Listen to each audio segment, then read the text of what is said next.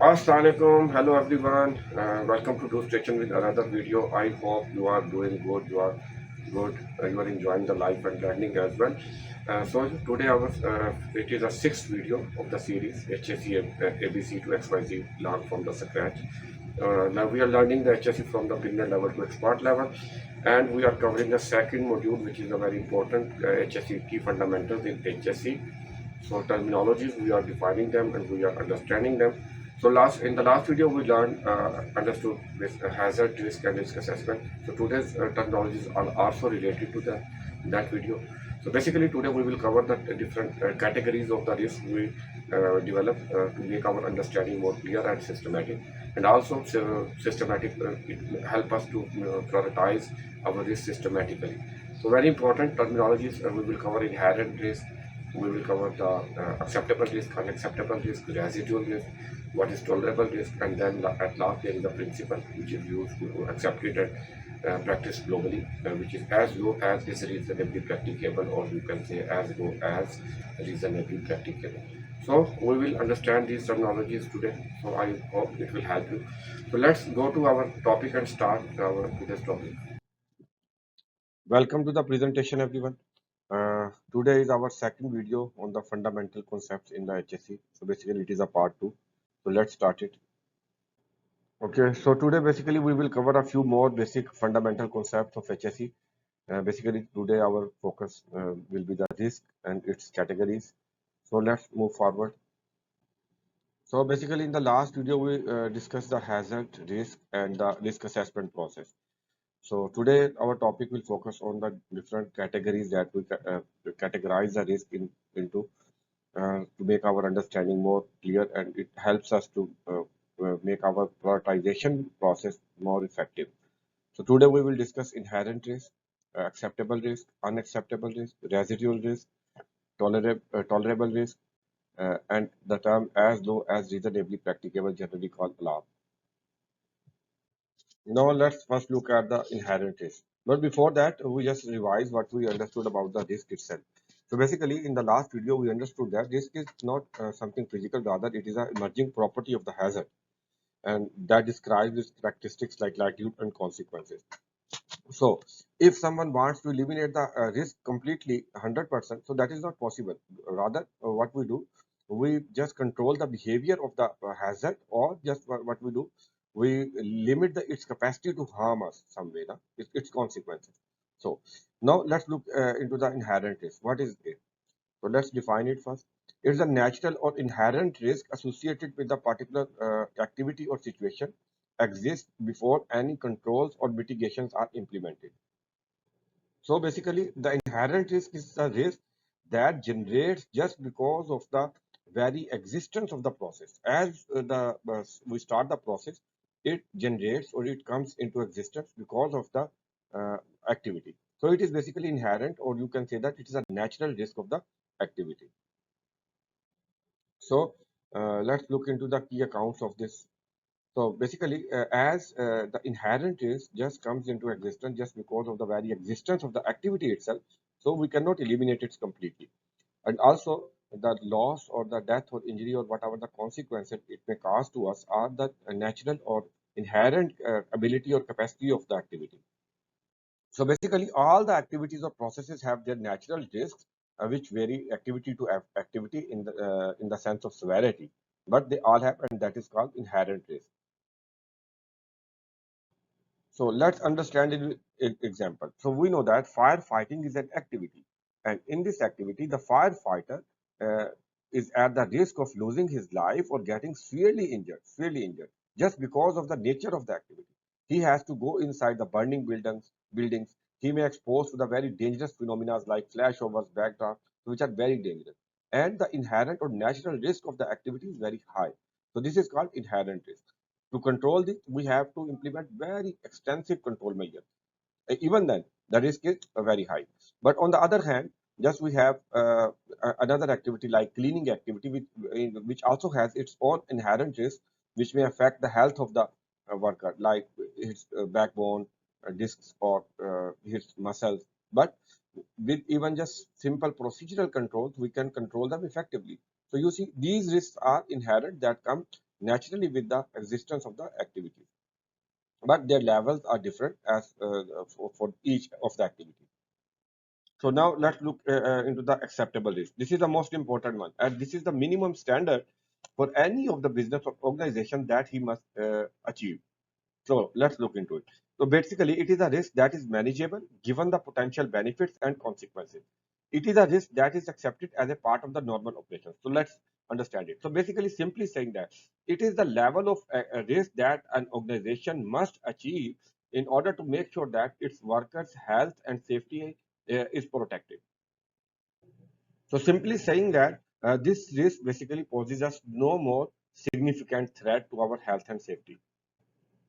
Now let's look into the key accounts of this risk. So basically it is considered minor and can be controlled effectively just by implementing the standard safety measures or controls.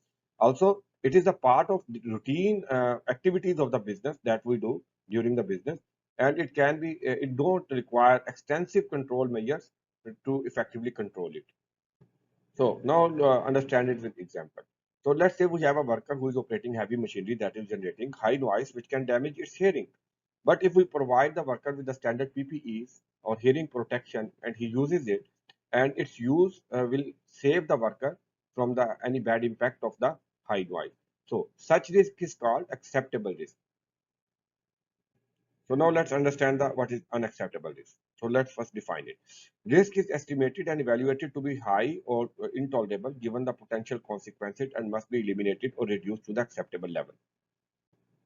So any risk that poses a significant threat to health and safety is considered as an unacceptable risk, and it is the obligation of organization to reduce it and bring it to the acceptable level.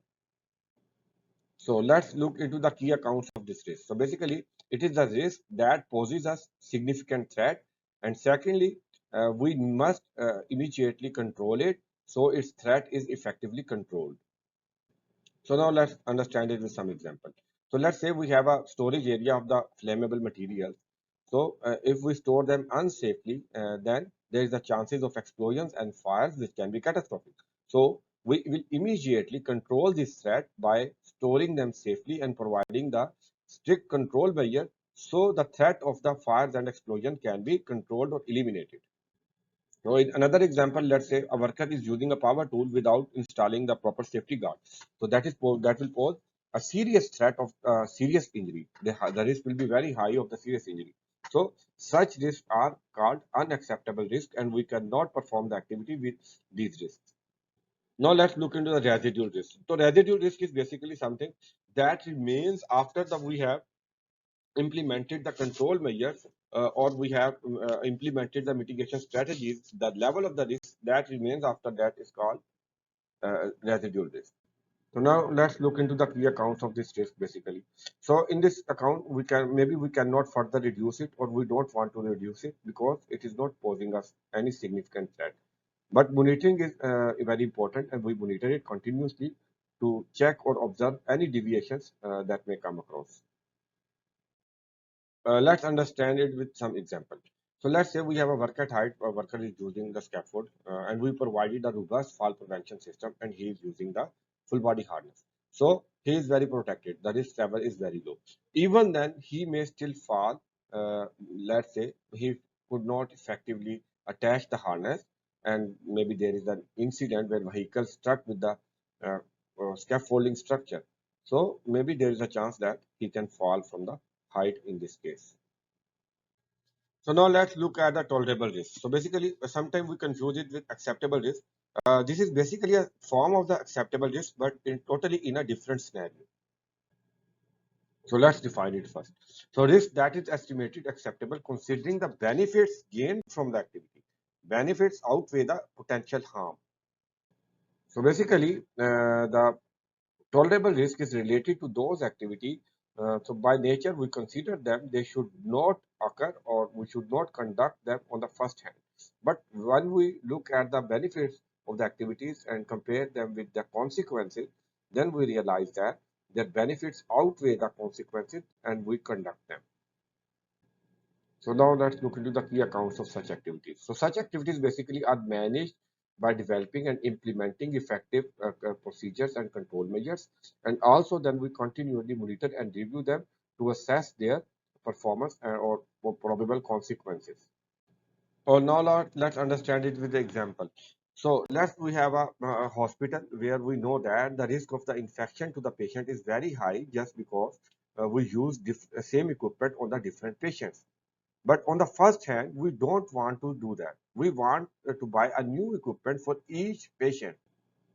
Is that possible in all the cases? No, that is not possible because the medical equipment are very, very expensive and we cannot afford them to buy for each patient. So what we do? So basically, we control the risk of the infection by implementing the sterilization process, and we develop and implement strong and robust procedures to make sure that all the equipments are sterilized before we use them on the another patient.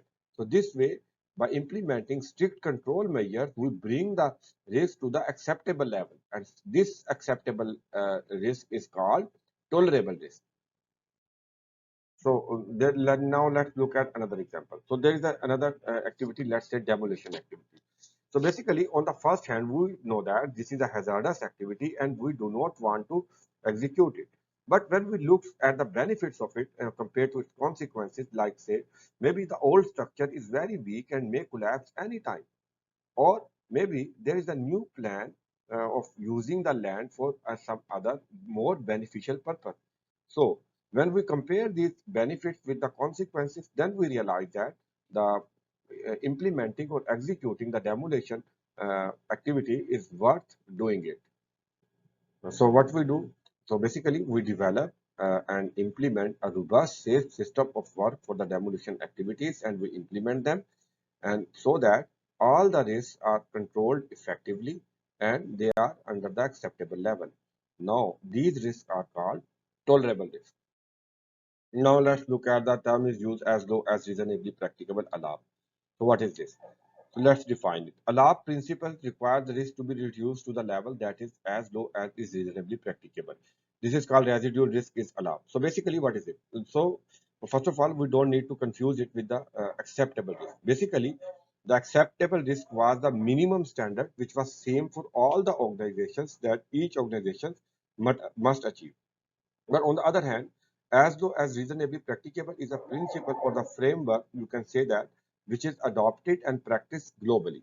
So what it says? Basically, it says that all the organizations must reduce its risk to the level which is reasonably practicable for them. So basically, it is subjective. It varies for the organizations to organizations as per their financial capacity and the nature of the activities. So let's look into the key account of this.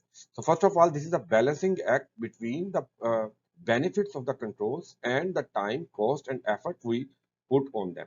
And also, it is called the reasonably practicable as it depends on the affordability factor of the organization.